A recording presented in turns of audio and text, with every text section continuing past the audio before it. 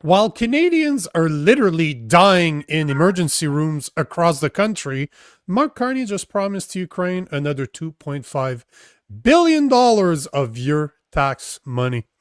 My name is Nico Lagan, and I'm too conservative for the conservatives. My co-host, Rob Ambrose, not woke enough for the liberals. We are the political orphans. $2.5 billion, $2.5 billion, $2.5 billion. Wow. Well, I mean, they need it, right? That's they haven't had enough. They haven't had enough. They need more. Do you know the number? Do you know how much Canada has given Ukraine over the past 4 years? But tell us. Yeah.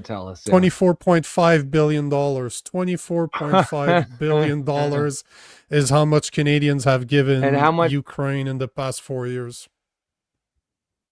And I wonder how many doctors that would pay for, how many hospitals.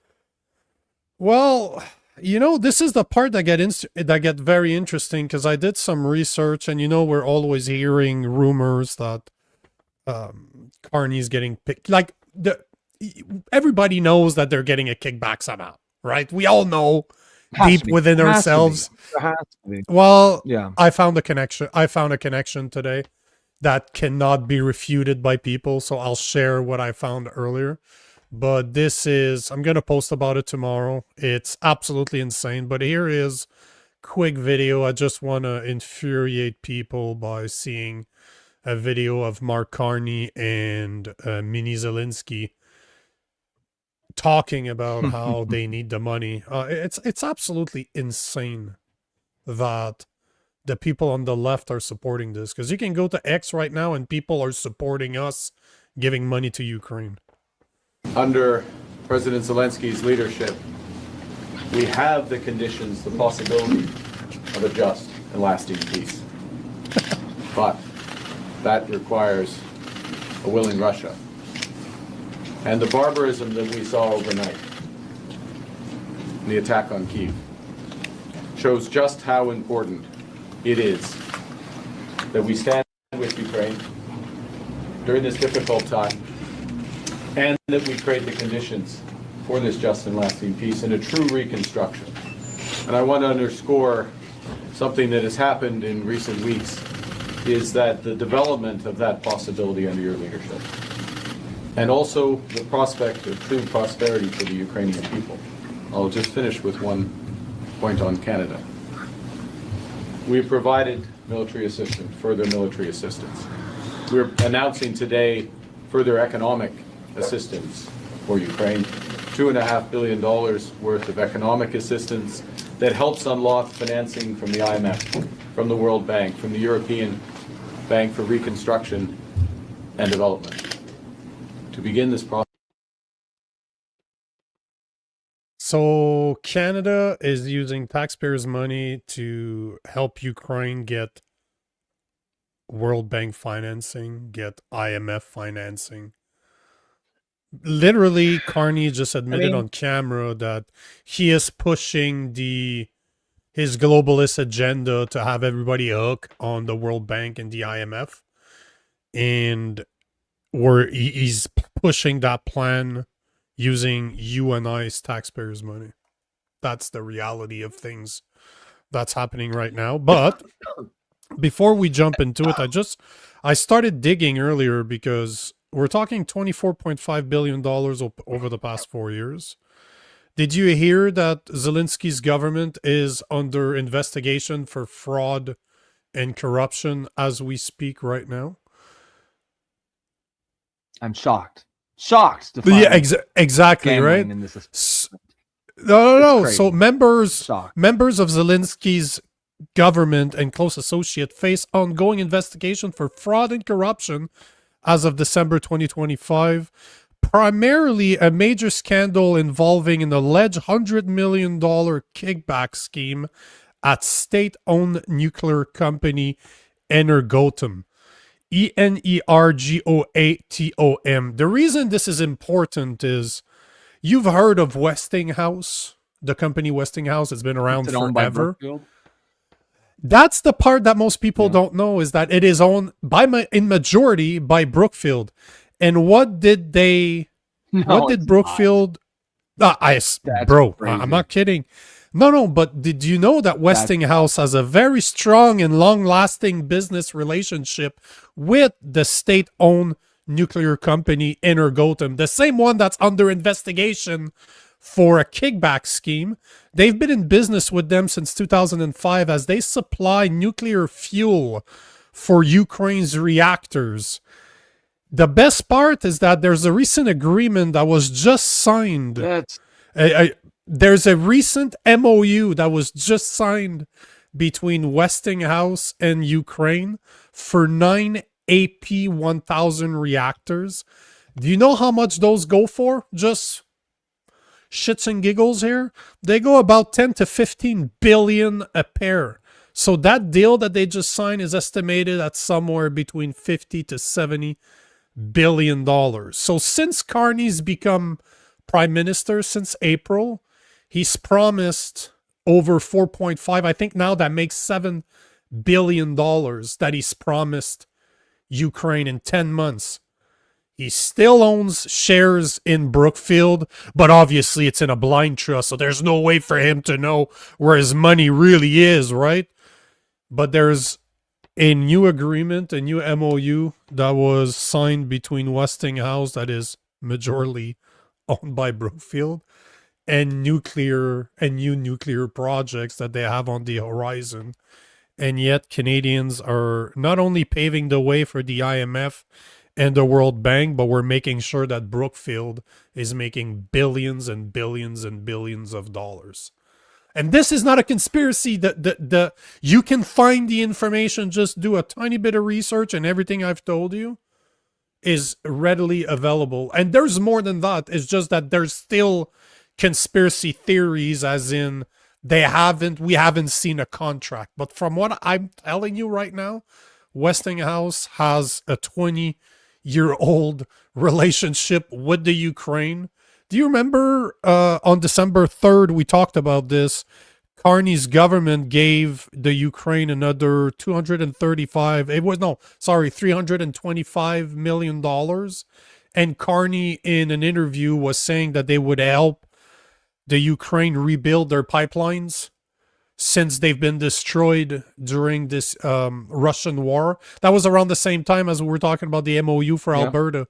I even made a post that went viral about this, like, oh, funny how Carney doesn't want Alberta to have pipelines, but he has no problems funding new pipelines in the Ukraine. Guess what? Westinghouse supplies fuel for their reactors, for their nuclear reactors. So you don't need to be a conspiracy theorist to see the dots here. Connect the dots. You need to, like...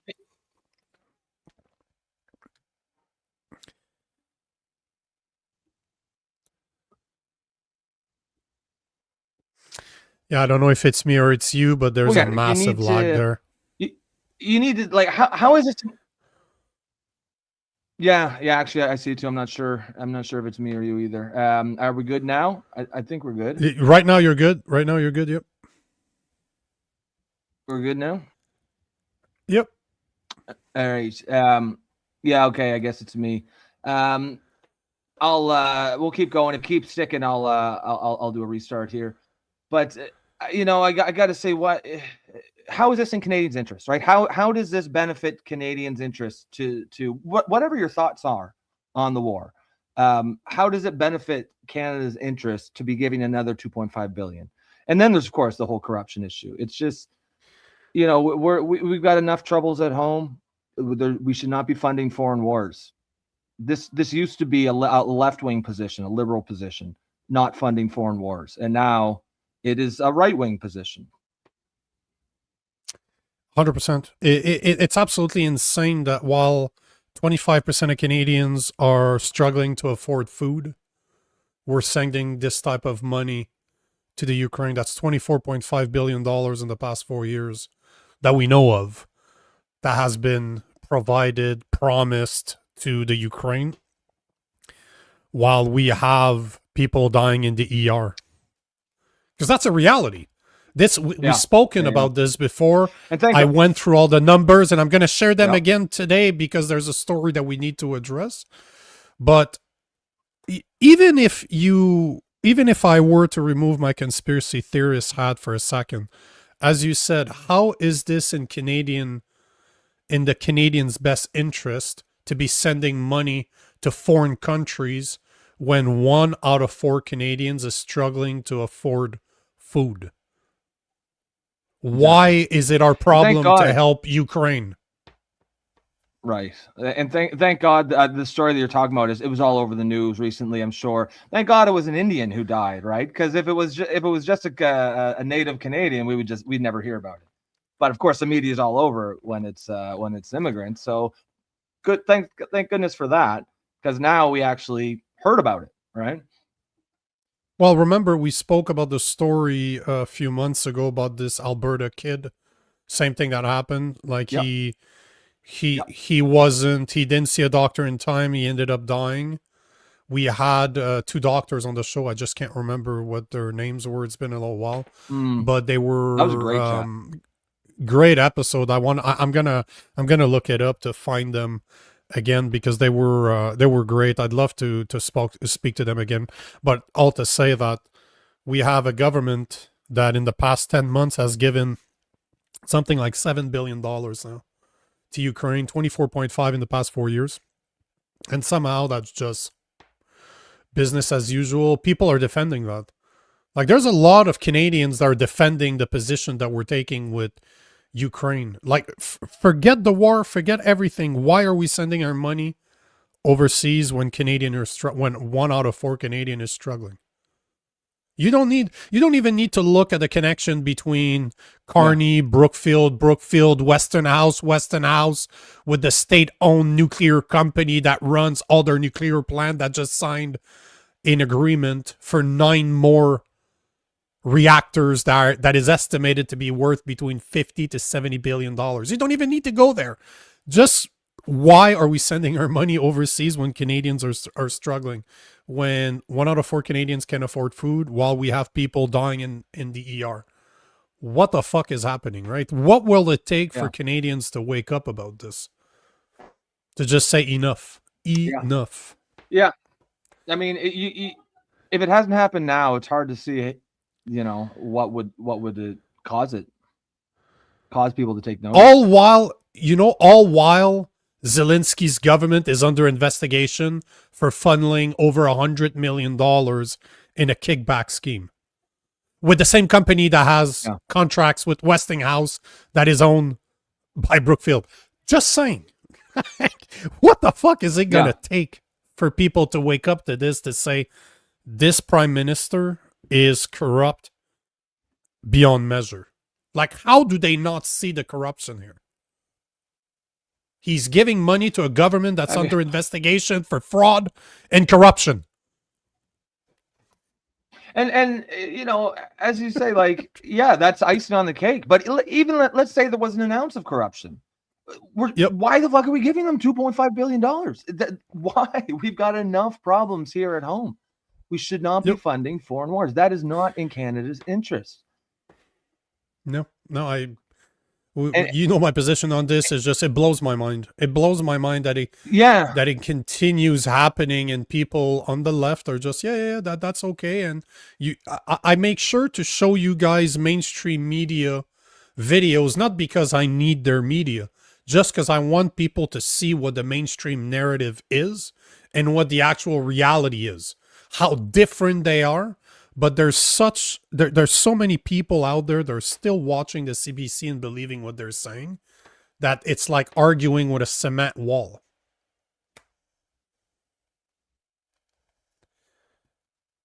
Oh, absolutely. So I guess you want to... here's a great comment from my 2 cents. He says, Carney has at least 7 different investments in the rebuilding of Ukraine. He's donating tax dollars to his own companies. That's correct. But that adds a whole new dark chapter to this, because if you know that your company is going to rebuild Ukraine, then it's in your interest to destroy as much of it as possible, because there's more to rebuild, right? More to rebuild, more money. So, hopefully, I'm putting on my own conspiracy theory hat here. I'm not even saying that's what that's the motivation, but it certainly adds a dark chapter to this, or dark angle to this.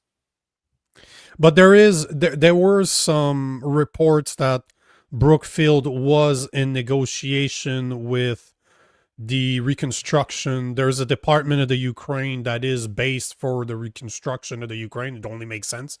And they've been in talk for a couple of years.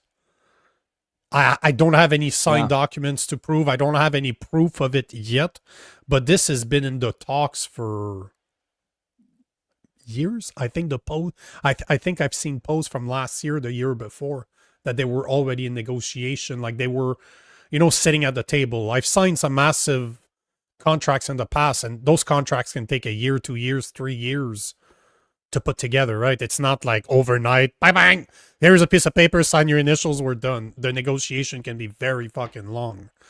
But tell me that it's a coincidence that it's with Brookfield, that Brookfield is involved and we keep sending money to the Ukraine. It's absolutely insane. Absolutely fucking insane. It is interesting how Brookfield keeps popping up everywhere. Yep, 100%. And the connections are not hard to make. Yet he's still in power, and people don't seem to see a problem with what's going on. It's absolutely insane.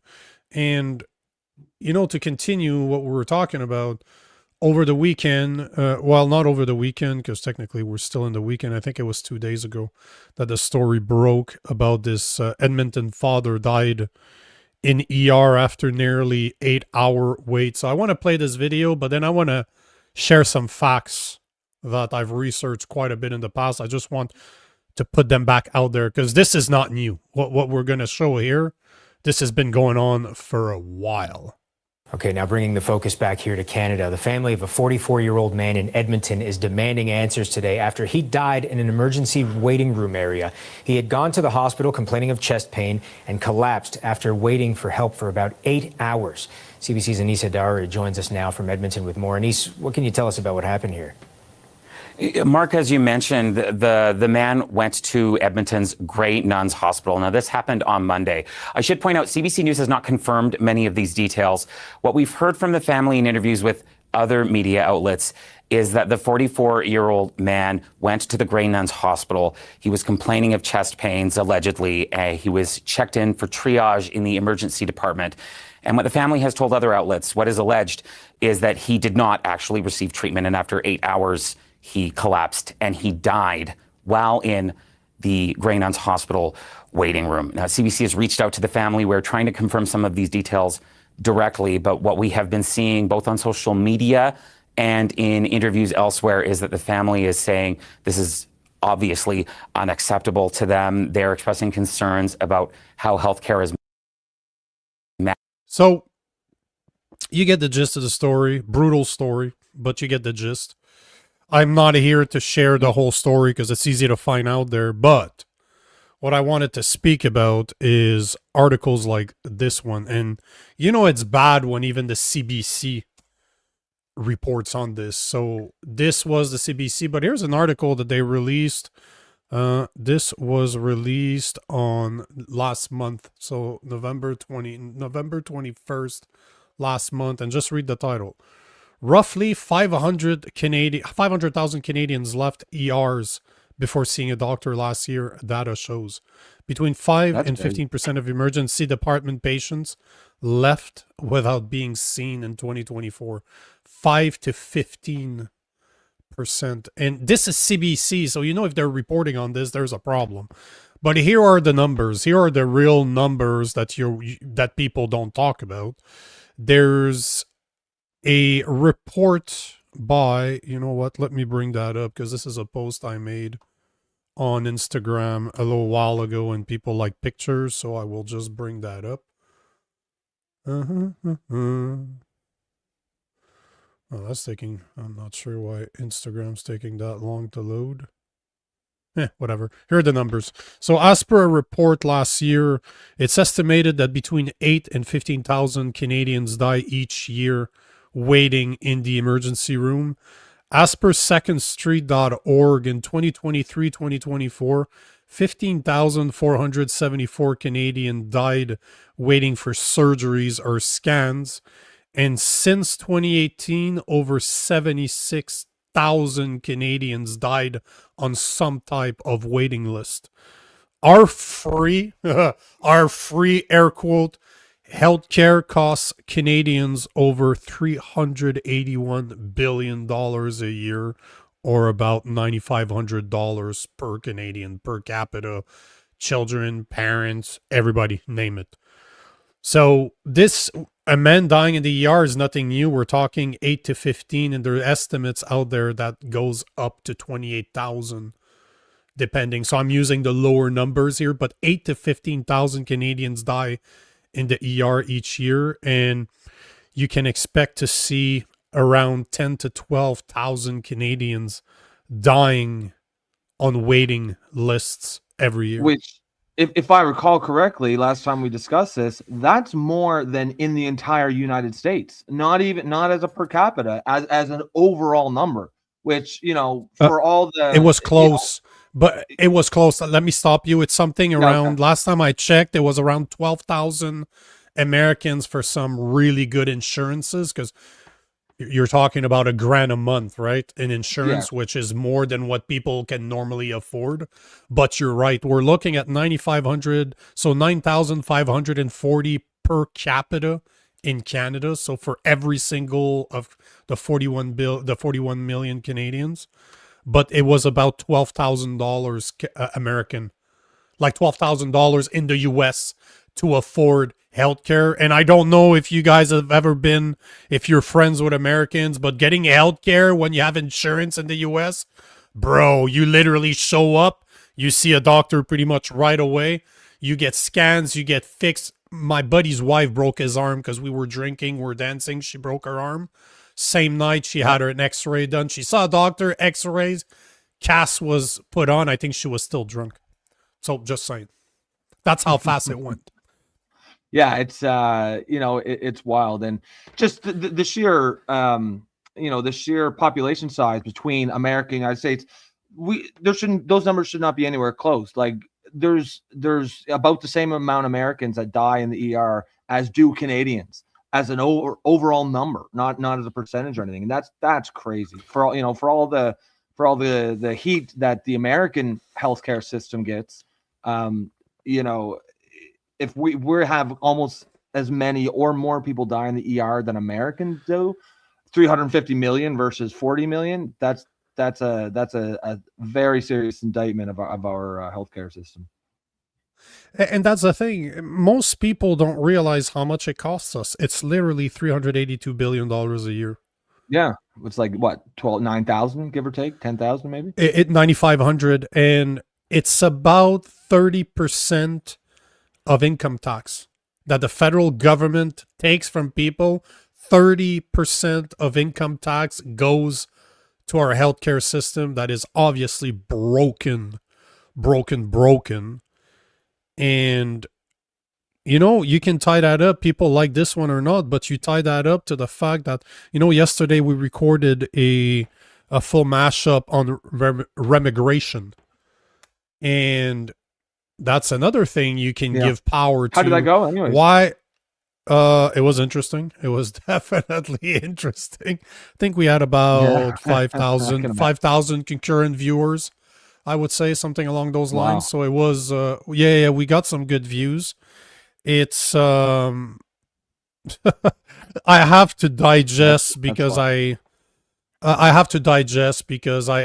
wasn't satisfied with the answers that I was provided. I pushed back a few times, but I didn't really get the answers I wanted to have. And it doesn't surprise me by any stretch of the imagination, but it's a shame because I agree with like 80-90% of the remigration, but there's certain, when you come to describe what a Canadian is, like as per the Dominion Society, my wife is not Canadian, yet she was born here because her father is an immigrant. Really? So what's her definition? Oh yeah, I don't agree with that. So basically, I was asking because my family on both sides, both my mom and my dad, we can track back 300 years or more on both sides. So I'm as Canadian as they can get, right? And by any standards of being a Canadian, I'm as Canadian as they get. So I was asking, I'm like, okay, so where is the limit? Like, what is a Canadian? And as per him, so my wife's mother is first generation Italian. So her mother's an immigrant. Her mother and her father are immigrants, but she was born here. So my mother-in-law was born here. My wife's father, on the other hand, immigrated here in his 20s, somewhere in his 20s. But he's 70 now. He's been here for 45-ish years, maybe a bit more. So because he's an immigrant, her mom is not. She's only half Canadian.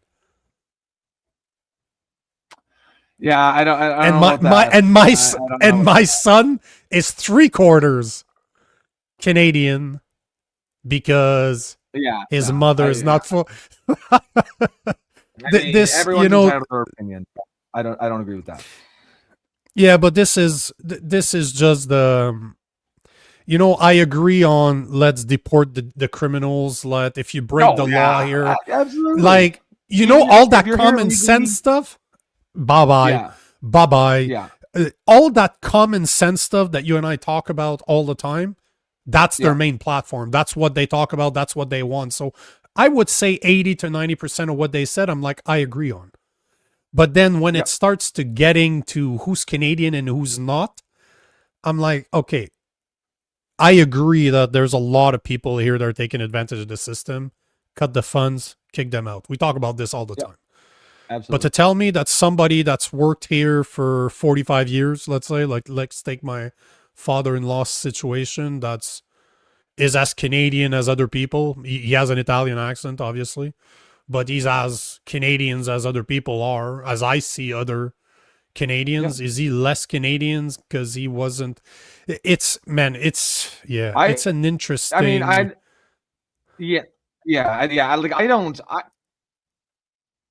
I'm a supporter of legal immigration, right? If you came here legally, you went through the process. In my mind, you're Canadian, and almost every legal immigrant that I've ever met has been among the most patriotic people I've ever met, right? Because they went through the process, they know what it took, they respect it. It's the vast majority of the problem here is illegal immigration and fraudulent immigration in the form of fraudulent asylum claims, and that kind of stuff. Yeah, forget asylum seekers, forget temporary workers of any type, forget all the people that come here on a visitor visa and apply for an asylum seeker when they're here. Fuck that noise. Close all the loopholes. Close the childbirth. I don't care that your kid was born here. If you're on a trip here, your kid's born here, he ain't fucking Canadian. Fuck that noise. That kid's not Canadian. Go back to where the fuck you came from. We need to close all those loopholes. Like Bill C-3 that was just passed that gives access to people that are related to someone that's Canadian. They can become Canadian. No, abso-fucking-lutely not. That is not how it works. No. But if you really came here... Oh, no. But if you came here trying to make a better life for you, your family, you respect the culture here, you're not trying to turn Canada into the country you came from, we need to have a very, 100%. Very honest conversation as to what is Canadian, because to tell me that my son's not Canadian, I'm like, yeah, okay, sure, buddy. Cool story. Cool fucking story. Yeah. But at the same time, it's the point yesterday. I called them out on it. They never really addressed my question. They kind of brushed it off like it wasn't that important. Yet two people on the panel, Jason Levine is married to an immigrant, and he has kids that technically, as per their own definition, are not Canadians. Yet his wife's been here for 20 years. You know what I mean? So the two hosts of the show are in the same situation, and you're telling me my question's not relevant? Like, bro, that's what's a bit unfortunate. It's unfortunate that this is because we are a country of immigrants. As much as I hate, but those are the positions that are going to be extremely hard to sell. So Oh yeah, they're not gonna. You're not gonna sell that on any sort of middle of the road centrist, moderate righty. Any no one is gonna agree with that definition of. So were they saying that those people should be remigrated as well? Were they saying your son should be kicked out of the country? Was that the argument? Well, no, that is not what they're saying. But they never answered my question, even though I asked it multiple times, is, so what does it matter if, let's say, and funny enough, the guy that runs Daniel Perry, the guy that runs the Dominion Society, is not even full Canadian by his own standard. He would be something like half, because his father's like half Jamaican, so he's 3/4 Canadian. So this I found to be quite ironic, and I told him that it was ironic. But what I'm saying is that they wouldn't address why it mattered. You know what I mean? Because nobody with common sense will disagree with the criminals, with the leeches, with the people that are not. If you're not making Canada better, get the fuck out of here. You can't stay. You don't have to go back home, but you can't stay here. That, I think, anybody with common sense, if you're not making Canada a better place, or you're trying to make it the country you came from, fuck off, go back. We don't give a fuck. We don't need people like you. If you're here to cause trouble, fuck off. We don't need you. I think that's pretty fucking common sense. But this is so common sense that I wanted to know the other parts of it, right? So what are your other views on why does it matter that let's say my wife is half Canadian? Does that mean she can't vote anymore?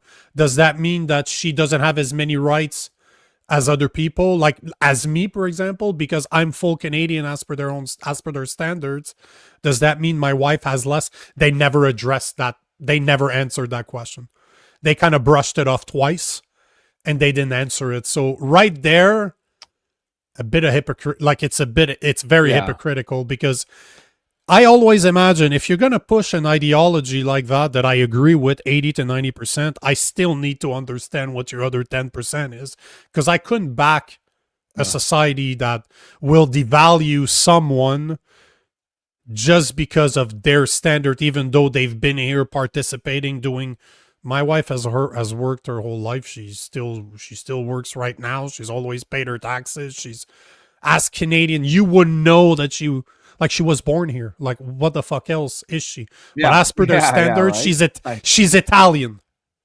As per their standards, she's Italian. She's not Canadian. I don't agree with that. I don't agree with that. No. And very few people will agree with that as well. That's an extreme position. And if they're actually trying to push remigration as an actual policy, that 10% is going to hurt them pushing the 90% that common sense people agree with.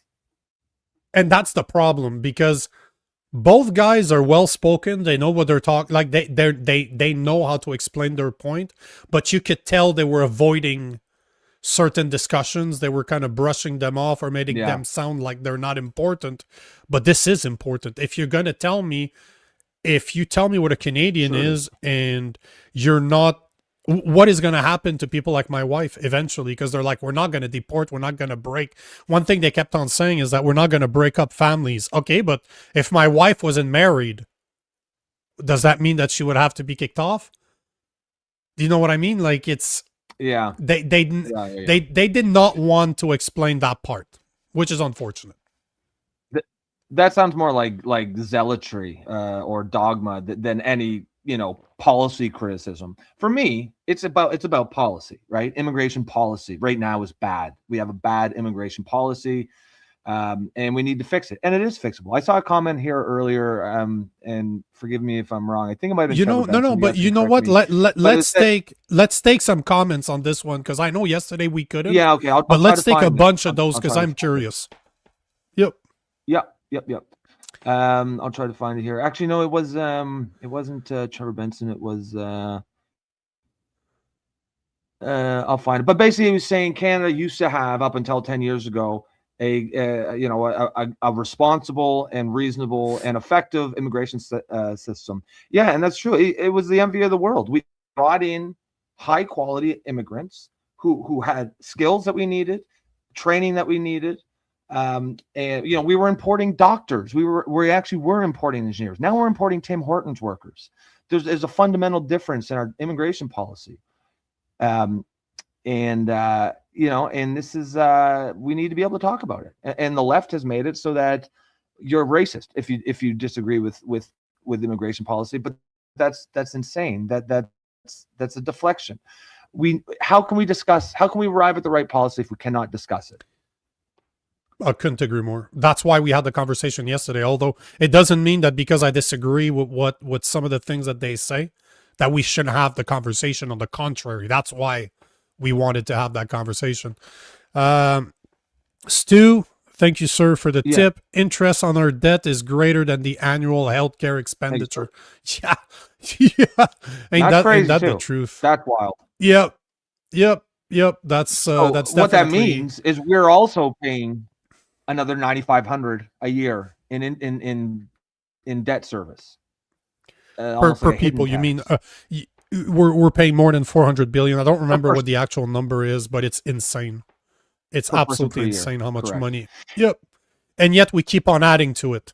We keep adding debt to that debt. Yeah. We keep on just making that debt bigger. And the crazy thing too about that healthcare number is, remember we kind of sussed into it, is yes, it's 9,500 a year if you average over all Canadians, but not all Canadians are working, right? What is it, like 60% are working or 40, whatever the number is. It's only those people that are actually paying for it. Those people are paying the tax. So it's actually something like 15 or 16,000 of the people that are paying it. Oh yeah. And then the other ones just get it. Here's a comment I want to address. Walkin Campbell Cat is saying, I'm an Irishman living in Alberta. I'm not a Canadian. What does that mean? So what's your status in Canada? Yeah. Just out of curiosity. Yeah. Are you a permanent resident or awaiting just on a regular visa? Yeah, I'm curious as well. And see, Stu, this is common sense. Stu saying in many other countries, if you're an immigrant and you're criminally charged, out of here. That is nonsense that this is not the situation we have in Canada. If you're here and you are a foreigner, you weren't born here, and you commit serious crimes like a rape, for example, a murder, a violent crime, get the fuck out of here. And I could argue if you're even if you're Canadian now, even if you have a citizenship of Canada, but you weren't born here, there's a place we can send you back to. I would argue that if you become a criminal, you should be sent back. You know what I mean? If you're breaking the law, bye-bye. Bye-bye. I don't care that you are a Canadian now. Fuck off. Bye-bye. Go back to where you came from. There needs to be consequences. If you were not born here, your citizenship should always be conditional. If you commit a crime, a serious crime, like, if you get a speeding ticket or something minor, I know, obviously, let's be reasonable here, or you get in a fight at the bar or something, that's not what we're talking about.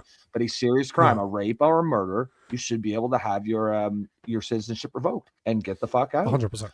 100%. And we shouldn't, there should also be some sort of time limit before you can access social services. You should not be able to come here immediately and access healthcare when you did not pay for it. Maybe it's 3 years, maybe it's 5, but it's got to be something where you have to have skin in the game.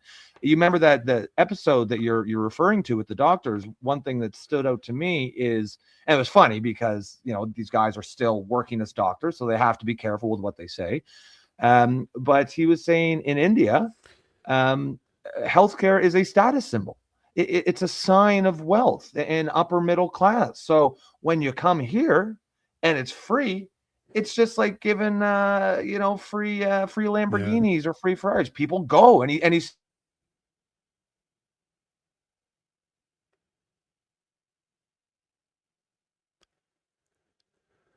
from their doctor. They've got a list of 9 things from their doctor back in India of what they should be asking for and things that they should be getting and treatments and stuff. And that applies a massive, massive strain on our infrastructure. Of course it does. Our system's already broken, and we keep adding people to it that have not participated, that are not participating, yeah, why? No.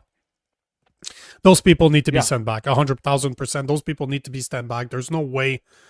I would say like at 5 to 10 years, you should prove that you're able to have insurance for 10 years, and after 10 years, you can start taking advantage of our social services. Sure. But before that, no thing of being able to bring your old parents with you and they get How does access that to benefit no, to no, bring no, 80-year-old no, people? no, I mean, zero. Nope. we all love our grandparents and all that, but people 70 and over are massive drains on healthcare. Now, if you grew up here and you've been paying into your whole life, I don't have a problem whatsoever. You've paid for that service. But to bring your 70-year-old father from India who's not paying anything and is going to be a massive drain on that's not right. We can't do, and it's nothing to do with racism. It's a fucking a dollars and cents thing. It's just pure numbers. We cannot afford it. Agreed, 100%. Walking Campbell is saying I'm Albertan. I get the reference now. He's not Canadian. He's Albertan. Oh yes, I get it. I understand the feeling. Yeah, it's to go back. It was an interesting conversation. I think we lost the subject a few times because there was kind of internet drama between the people that were on the panel. Like they've all known of each other for a long time, and they have spoken against each other or something. So we have some some drama. Yeah, it was a weird yeah, I guess so. I guess you'd say that. It was a weird conversation, but I kind of got enough information from the Dominion Society to understand what they stand for and see where we're in disagreement, which I think at least I got that. Even though I didn't get all the information I wanted to have, I still got some, so it was still worth it at the end of the day. But yeah, it was Wilf is saying I was very disappointed. In what, like specifically, Wilf? What were you hoping for? Because Trevor seems to be saying the same thing exactly. The conversation could not happen. It was just, sometimes people bringing their baggage. People bringing their baggage onto the show. No, but it's not just that. I wanted a more deep conversation, but sometimes, yeah, like Trevor's saying, the conversation wouldn't stop going off topic, and it was just weird. I kind of agree. I don't know that it was. I think this is a conversation we should have on the show where there's less people. I think maybe that's the problem. There were just too many people at the same time, and the conversation's all over the place. So I'd like to have that conversation with Daniel Tyree, sorry, just you and I and him, and ask him questions, and then go for half an hour, call it a day. There's there's not 6 other people talking. Like there's not 6 people trying to have their opinions heard, and because it went off topic many times. Yeah. I mean, it's I'm very interested in the topic, and I suspect the word remigration means different things to different people, and I'd really like to drill down into what that people mean, because there are definitely some versions of remigration that I absolutely agree with. I've also heard ones that I don't, like anyone who's just was not born here is gone, right? I don't agree with that. That's not, that means a naturalized citizen who's been here for 20 years, but was not born here, but came here legally, they should be kicked out. And no, Trevor says it doesn't mean kick everyone out. No, I understand that. Like I said, there's different versions of it. There are some people whose that is their version of remigration. I think they are the minority. I don't think that's any type of mainstream opinion. But it can also be as mild as people who just think, illegals should be kicked out. If you're here illegally, you should be kicked out. I agree with that. I mean, even if you haven't committed another crime, the fact that you're here illegally is a crime. And, I fully support that version of remigration. Yep, same here. I completely agree. I know Trevor was there yesterday. He's saying that's dumb to think it's about kicking everybody out, or everyone out. But I understand that that's not what the goal is, Trevor. And maybe you know their platform more. But I gave them two solid real life situation, which one of them is mine, and they didn't really answer the question outside of we're not here to break family up. We wouldn't kick them out, but they did say that my wife is not Canadian, that my wife is Italian. But what does that mean exactly? What does that mean in the long run? Does that mean that if they have enough power, they're going to kick those people out, or they're going to be sub-Canadians? Like, we're going to have different versions of Canada? Yeah. You know what I mean? Like, of Canadians, this is the part that they never really answered. And, you know, I'll try to get Daniel, one of the founders and the chairman of the organization, to come back and maybe address those points. Like, I'll make it clear to him that those are the points I really want to talk about, and we'll see it from there. See, Trevor, that I disagree. Nico, we also didn't give them a chance to explain it. I gave them the chance 2 or 3 different times, and they just brushed it off and talked about something else. So they did have the chance to do it, and I challenged them once. They didn't answer. I asked the question again. They didn't answer. I'm done. Like, this was not I wouldn't let them get away with this on this show. But because we're 6, it's a mashup. I don't want to turn it between me and somebody else for 2 hours. But on this show, I think it would be a better platform for him to come back and actually have that conversation here, because I would challenge him and I wouldn't let him not answer the question. I would challenge him. Trevor, what give us a quick summary of what their position is, if you can. But to me, it doesn't need to be that complicated, right? Kick out people who commit crimes, kick them out. Stop, cut off any sort of social welfare pipeline to newcomers, and tighten up asylum claims. There should be a magistrate or a entry level. They should do triage or something, like an entry level court that looks at it, because I'd say 90% of asylum claims can probably be dismissed immediately. Right? Where are you from? India? Dismissed. Bangladesh? Dismissed. There's nothing going on in India or Bangladesh that would substantiate any type of asylum claim. There's probably a handful of countries in the world where you could even make a potentially legitimate asylum claim. And so if you're not from one of those, that doesn't even mean you get it. It just means we'll actually look at it if you're from one of those countries. If you're not from one, we're not even going to bother looking. Because what's happening is many of these claims are getting denied. What is there, 300,000 people on the waiting list or something? And many of them the latest denied, but 500 is the latest number that I saw. 500,000 outstanding asylum claims right now, and they're waiting 2 years at least to get it. 2 to 3, and even if 2 to 3, 2 to 3 years. So even if they get denied, they've been here for 2 to 3 years at a cost of 80,000 per. That's costing us a fuck ton of money, and it's it doesn't need to be that way. Most of those can just be denied immediately.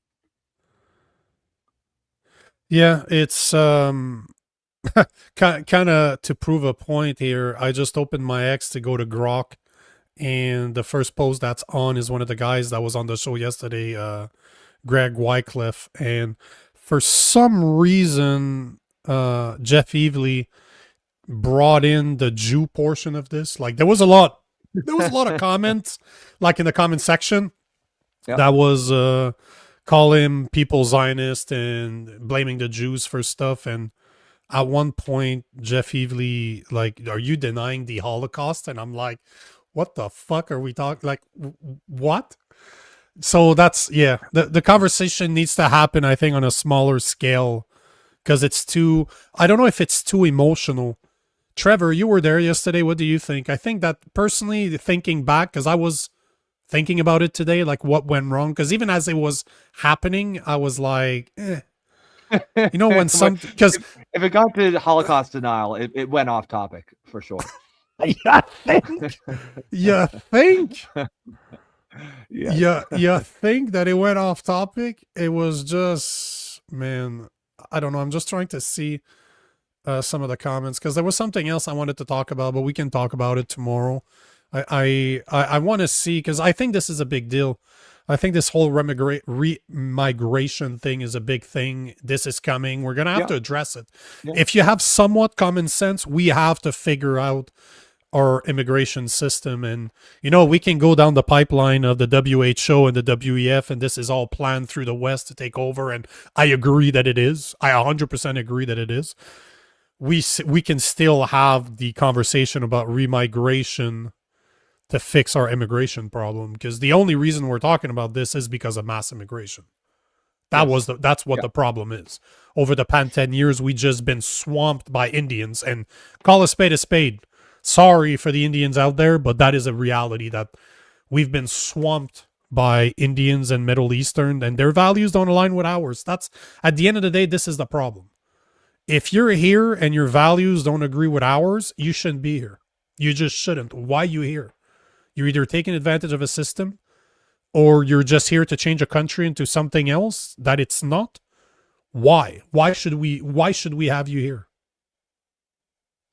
It's really simple. I mean, yeah, like it is simple, right? At the end of the day, immigration has to benefit the host country. It has to, or else why the fuck would we do it? It's not a charity. It's not something we have no control over.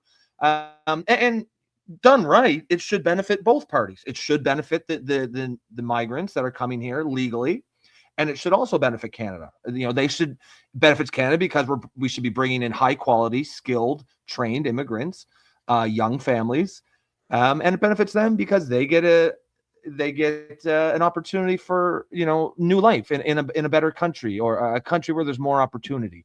Both sides have responsibilities, right? It is the host nation's responsibility to make the newcomers that come here legally feel welcomed, give them the same opportunities that all the other Canadians have, you know, not to discriminate against them in law and policy. And that's the host country's responsibility. It is the responsibility of the migrants to obey, respect the cultures and traditions of the host country. Do not try to change the host country into the one that you came from. Do not bring your 3,000-year-old tribal beefs over here. Do not try to, you know, input Sharia law or whatever you think. Try your best to assimilate, to be a Canadian. You can also bring your culture with you. Bring your food, bring your clothes, bring your holidays, your religion, whatever. You can do whatever, as long as you do not try to impose it on the host country. This is responsible immigration, but that's not what we have right now.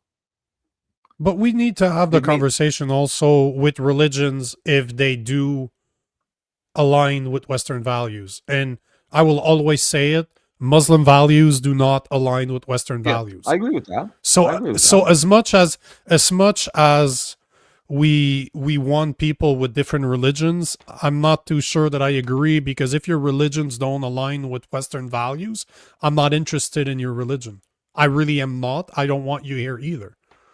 And there's plenty other countries that you can go to that they're under the same religion as you. So why not go there? Right? This is the problem. We came, you know, I saw an article over the weekend saying that Canada is no longer the #1 destination for Indian immigrants, that it's becoming another country. We're losing that kind of title of second India, which is not a bad thing if you ask me, but that means it's really fucked. If even Indians don't want to come here anymore, that's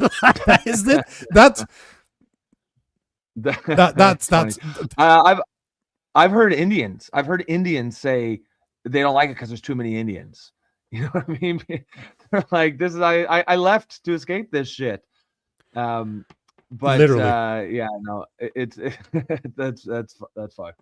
But yeah, no, it's you know, it's we do have to have this conversation. And the thing is, I agree that, you know, remigration is you know, a big scary word. You know, it isn't actually, but it's being weaponized and used against it. But the fact of the matter is, we're only in this position because of the mass immigration policies that have been input all over the West, all at the same time, with nobody's buy-in. There was no public buy-in. There was no one ran an election on this.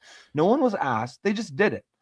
And you can't then say, oh no, well, we don't like the way you're going to fix this problem that we created. Look, you guys created the problem.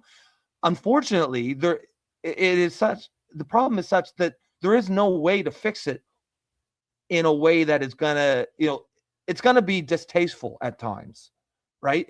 That's the only way you can fix it. But we wouldn't even be in this position where we have to do distasteful things if they didn't open up the floodgates in the last 10 years. And this is why those conversations are needed. They just are needed. They're going to be uncomfortable. People are not going to like to have them, but we need to have them. Those are saying, hey, all. Every time I say that, hey, y'all, I spend way too much time down south. Hey, y'all, great panel the other day. Tyann, on the other hand, was very belligerent. Oh yeah, emotional. Yeah, I think she was a bit drunk too. Oh no, but yesterday that was, oh Jesus, she was off the fucking hinges yesterday. And to her defense, I understand what she meant, because her point is that we're arguing about remigration when what we really need to be focused on is the loss of our free speech, digital IDs, and international, how do you call them? Fuck, my brain is not working. BDBCs, the LLMs, the AI. No, the equivalent of the new type of banks that even Canada and the US are trying to implement. They're all crypto based. They're technically all crypto based, but no, CBDCs, I think they're called CBDCs. But either way, she was pointing out what the real central. No, that's what it is. I wanted to make sure it's CBDCs, central bank digital currency. So they're trying to push them all over the place. So they want to use it's almost like crypto, but it's not quite like crypto. But it is a digital version of the country's currency. But all to say that she was pointing out the major problems that I talk about all the time when trying to kind of downplay the remigration aspect, saying that, because she's a foreigner, right? I know. Yeah, but she's a foreigner too, right? She wasn't born in Canada. So it was all emotionally, it was it's an emotional topic. It's a touchy subject, like Trevor says. It's got to happen, and the conversation has to happen. It can be had respectfully, but it does have to happen. Yeah, I just don't think that it was a panel. I think there are some conversations that are not meant for a massive panel. Like, it's harder to have those conversations when there's too many people. So, I didn't, for once, I was not really providing my opinion. Like, it wasn't really about me phrasing what I thought about this. It was mainly, I was trying to get more information out of the Dominion Society guys and allow others to kind of flow and give their opinions on it and challenge them to, or agree, disagree, whatever. But yeah, it's, I'm going to think about how to redo this one, because I really want to address those harder questions. It sounds like it was a shit show. But it wasn't, right?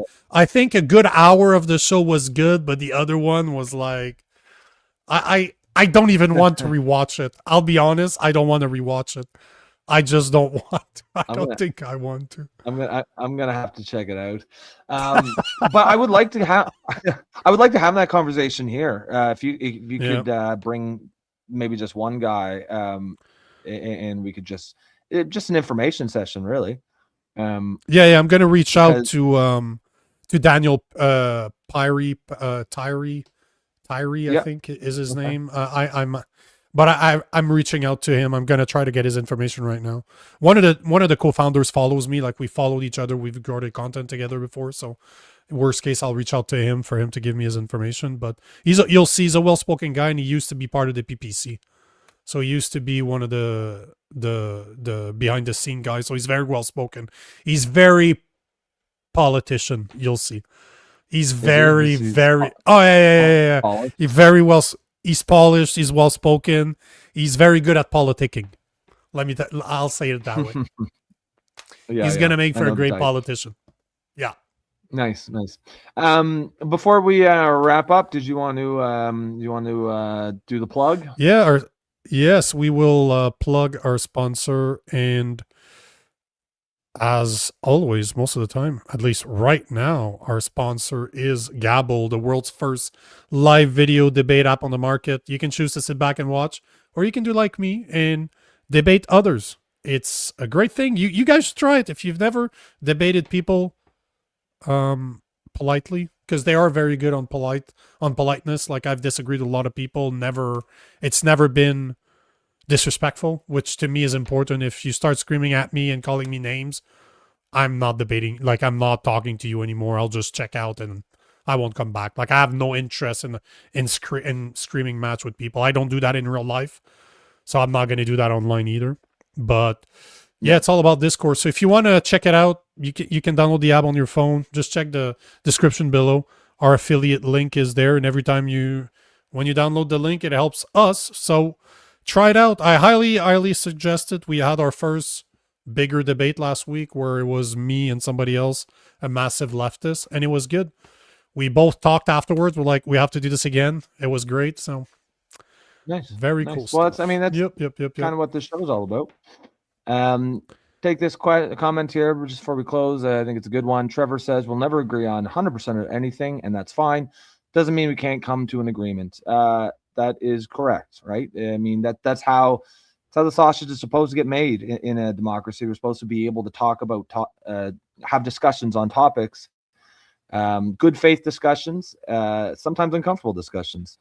And eventually, if people act in good faith and everyone has some common sense and they're not an ideological zealot, usually you can arrive at some sort of common sense agreement that pleases most people. Here's I'll take this 100%. I'll take just this last one because I kind of agree with that. Dosos is saying, I love the intellectual philosophical battle between Jeff and Daniel, and that was at the end. It's like the last 30 minutes. And it was hilarious because I think Jeff underestimated Daniel, and I agree. Like, there was something off. I had a conversation with Jason after the show, and I'm like, something was off with Jeff yesterday. It was just weird. The whole vibe of the show was weird. Fight? No, I don't know. I would have to rewatch it because, when you're part of it, it's not the same as you're just sitting back and listening to what people are saying. And I don't know, the whole vibe was weird. Sometimes you record and it's just something's off. I don't know what it was. I can't put my finger on what was off, but the whole vibe was off. Even before we started recording, I don't know. It was just off. It was just weird. But I agree. Jeff, because Jeff is a very researched guy, and he started going down his path. They started arguing about individualism and what's the term that they used? Shit, I got some notes. I just can't remember. But they started arguing about two different philosophy, and Jeff went into his normal regular spiel of quoting a lot of books and providing his opinion, and Daniel just didn't back down. Like, he was just like, I agree. I don't think that Jeff, I don't know if he underestimated him or didn't expect Daniel to push back. As much as I disagreed with Daniel on his perspective, I was texting Jason. I'm like, bro, let it go. Even if it's off topic, just let it go. Just let it go. I love those philosophical debates. I'm just go. Just let it happen. Yeah, I'm gonna check this out. That sounds like a pretty interesting episode. Well, yeah, you definitely you'll enjoy it. Smoke a joint, have a drink, and you'll probably there's some parts that you're gonna be motherfuckers. Yeah, collectivism. Yeah, that's right, Caesar. That's exactly it. They were arguing individualism versus collectivism, and they were proning collectivism, like the yeah, which at one point Daniel called Jeff a leftist. a lefty, and then Jeff called Daniel a lefty. It was the weirdest thing. But yeah, no, that's why I say I disagreed with I disagree with Daniel's take on collectivism, because this what leads to socialism and communism. And there is a way to be an individual, of course, but there's a way to be an individual as part of a group, right? Because they were making the argument that you have to organize in order, like they used the analogy of the Freedom Convoy, as in this was collectivism because people organized together in order. No, because the main basis of the freedom fighters was to have individual rights, is that for us to have bodily autonomy. So this is not collectivism, it's individual rights, as in I want to be able to have a choice to say yes or no to a vaccine and not it costing me my livelihood or my freedoms. That's what the convoy, the essence of it was, right? Yeah, I mean, that's something we say here often is before you debate someone, you have to agree on the definitions of what you're debating. I mean, it sounds like, yes, like that's a very, very broad definition of collectivism. To just say yes, politically organizing, that is not collectivism. I would say most people consider collectivism something like, appropriation of property, taking land from the elites and giving it to the working class or the proletariat or what have you, taking it from the bourgeoisie and giving it to the proles. Yeah, I agree. Yeah, bullshit detectors say in-group preferences. Yeah, but he used the word collectivism. That was the word that they used. Yeah. So if you're going to use a word like collectivism, I'm going to disagree with you every single time, because it is socialism. It's Marxism. Is it? I believe in the rights of the individual, not the rights of the many. I don't believe in the many. I believe in the rights of the individual. I want the people to make choices, to take decisions. Obviously, it's going to affect the whole, but I want a whole is just a bunch of individuals that decide to live under the same laws, they agree to live under the same policies, to say this is how we're going to live our life. Yes, okay, let's band together. But I don't want socialism. I don't want a few making decisions for the many as a group. What's better for the group? Yeah, like to me, when I hear collectivism, I think of an ideology where the greater good for the group is built into law and policy. Yep. So you can take that man's rights away if it's determined it's better that for the it benefits the group. And yeah, I don't agree with that. And that's, of course, the foundation of communism and Marxism. But at the same time, it was great to see them disagree, and they both called each other leftists, which I thought that was funny. Well, a bunch of lefties on the show. Bunch of considered conservative, of people that would consider themselves conservatives being called lefties. Calling each other lefties. It was just too funny. It was it was just funny. But at the same time, there's a good reason why the first question I asked yesterday is to define what remigration is. Because we need to start at an understanding. We need to have a proper definition of everybody says, this is what it means to me. Then you can have the conversation. They did not ask each other what they believe collectivism and individual rights were, like individualism was. But either way, it was just all over the place conversation. Let's just end on that. Yeah. No, it sounds like a good show. I'm going to check it out for sure. All right, guys, we are going to pin it there. Went a few minutes late, but it's just one of those shows. Lots of interesting discussions. A good start to the week. We will get back at you tomorrow, Monday, 8 p.m. Eastern time, as always. If you are just tuning in and you want to support the show, please consider becoming a member. You can do that through YouTube for the low price of $2.99 per month. You can also buy us a coffee in your upper right-hand corner. That will also help us to continue bringing this high-quality content. Other than that, folks, have a great rest of your evening, and we will catch you tomorrow, 8 p.m. Eastern. Peace.